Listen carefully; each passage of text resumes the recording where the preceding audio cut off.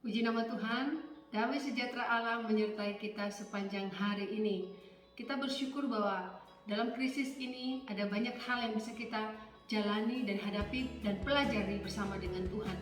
Namun ada beberapa orang juga mempertanyakan, mengapa kita harus mengalami krisis ini?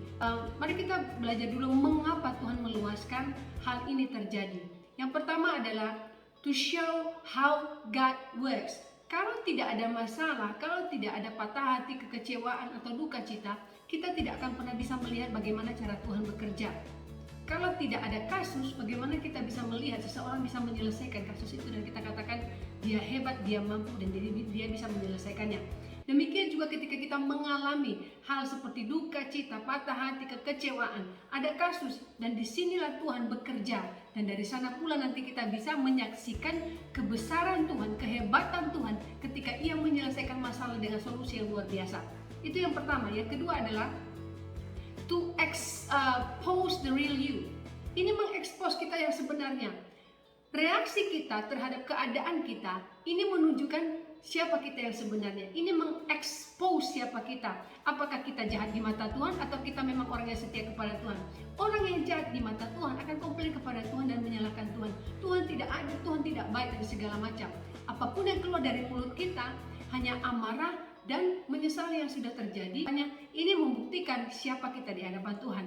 Yang ketiga adalah to shape the best of you. Ini membentuk kita yang sesungguhnya menjadi yang terbaik.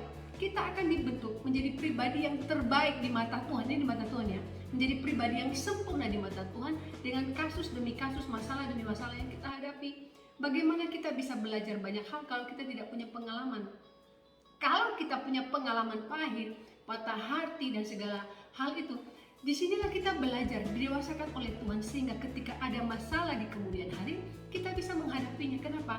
Tuhan sudah mengajarkan kita sejak awal bahwa ini yang harus kita lakukan. Nah, yang terakhir ada yang keempat, to remind you about His love, mengingatkan kita tentang kasih-Nya.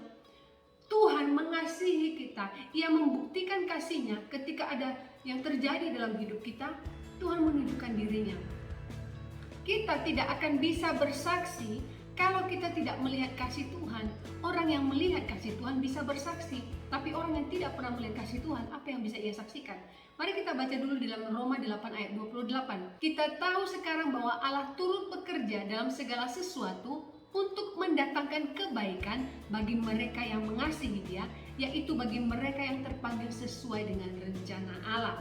Bahwa Allah turut bekerja dalam segala sesuatu, penderitaan, duka cita, sakit hati, patah hati, Allah turut bekerja di dalamnya untuk apa? Mendatangkan kebaikan. Jadi inilah mengapa kita harus mengalami hal-hal seperti ini. Itu sebabnya mengapa kita harus mengalami penderitaan, patah hati, kekecewaan apapun itu, supaya to show how God works, untuk menunjukkan bagaimana Tuhan bekerja, to expose the real you, untuk membuktikan nih siapa kita yang sesungguhnya di hadapan Tuhan. Yang ketiga adalah to shape the best of you, untuk membentuk yang terbaik dalam diri kita, karakter yang terbaik dalam diri kita. Dan yang keempat adalah to remind you about His love, mengingatkan kita tentang kasih-Nya Tuhan. Ketika Allah bekerja dengan luar biasa, kita harus mengalami hal pahit dulu. Kenapa? Dari pahit ini kita bisa melihat dan mengecap bagaimana manisnya kasih Tuhan yang luar biasa bagi setiap kita. Tuhan Yesus memberkati.